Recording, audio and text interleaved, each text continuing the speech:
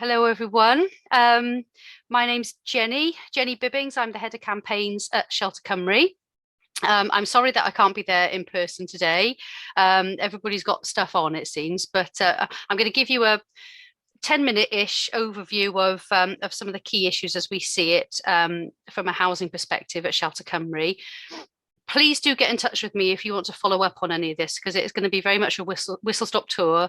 You can have my email address, drop me a line, and I'm more than happy to meet people and talk issues through more. A few words about Shelter Cymru just to kick off.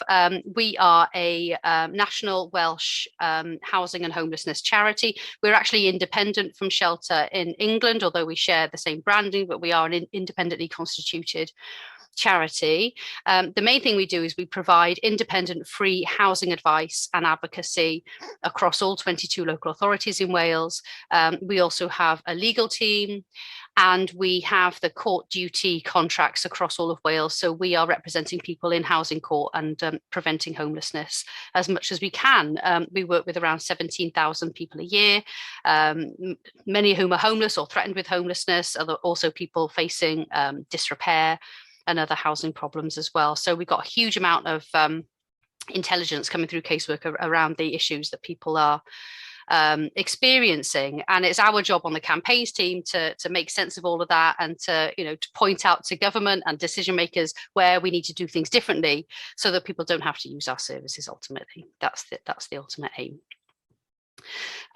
Before I kick off giving you a sense of some of the casework trends that we're seeing at the moment, I just wanted to say a few words around the housing emergency in the widest sense. I think it can be quite depressing to contemplate the scale of the housing affordability crisis that we're facing in Wales and the UK and across most of the Western world as well.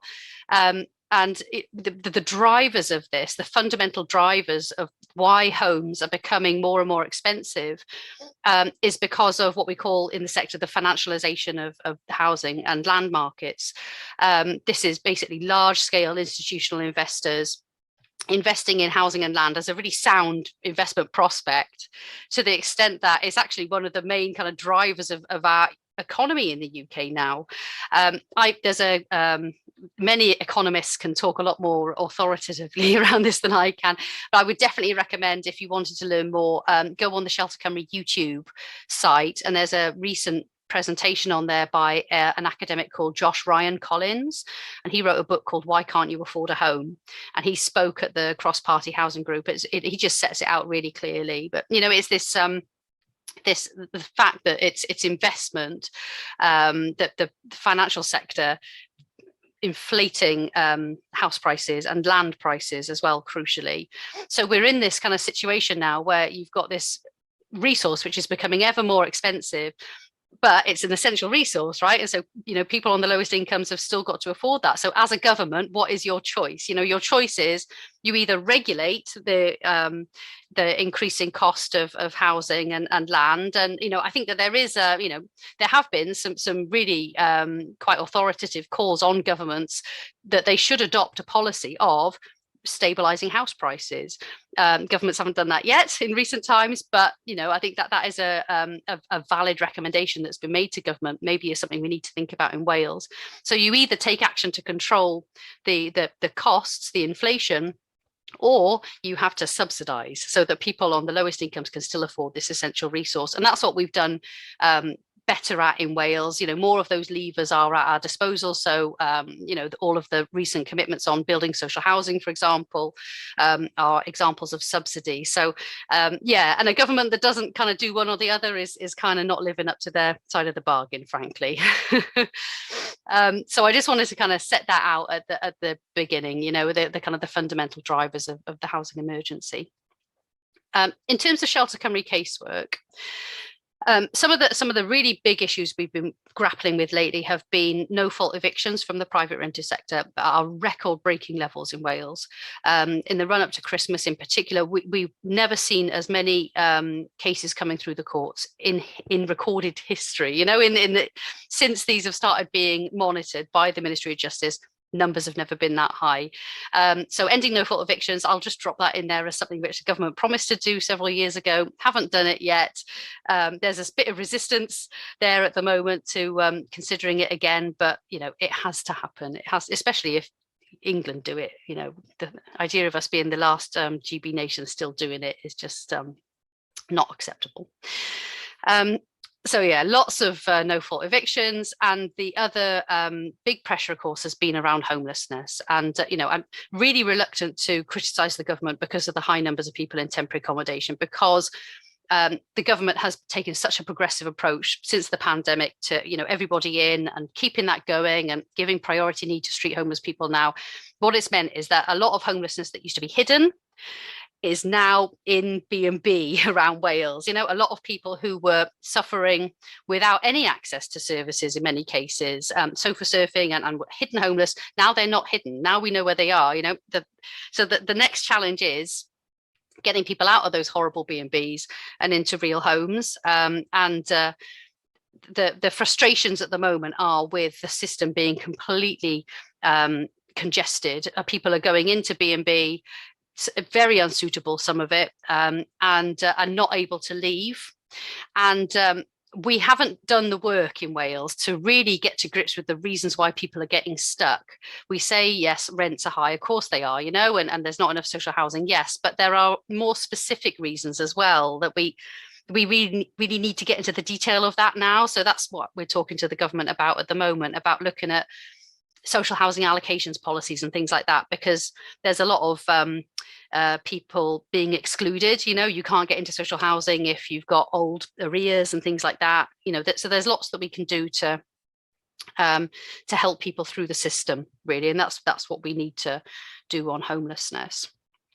I'll just talk quickly about the supply challenges, because the 20k target was there in the programme for government. I haven't seen data on how well we're meeting it, but I know that there have been a lot of practical challenges there. Planning has been a big one. Local authorities just are not resourced in the planning department, and so that becomes a great bottleneck.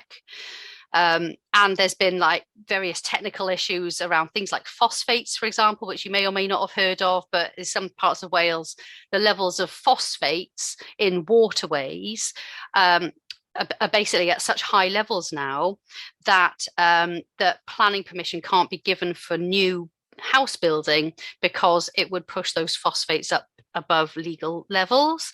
Again, I'm not an expert in this. There's an ongoing, I know Welsh Government is trying really hard to unblock that, but it's another unhelpful thing that's got in the way, alongside obviously Brexit, and what's happened to the cost of materials and the cost of the availability of skilled labour and whatnot. So yeah, there's all sorts of challenges around that. I'm just going to kind of drop in a few recommendations for things that we'd like to see happen. I've already planted end no fault evictions with you.